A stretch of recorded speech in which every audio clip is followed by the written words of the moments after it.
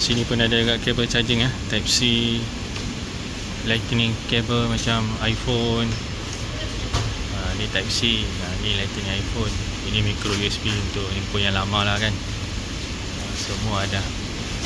3A panel laju sekali charge sampailah ke 2A ya. 2.1A pun ada. Semua ada guys. RM2.40. Ni 2A. Ini tak payah belilah, ini slow. Ni apa mak ada ambil 3A. Laju Sekejap, autofocus dia problem. 3A. Dia terus tulis fast charging, super fast Ni okey lah untuk handphone lama.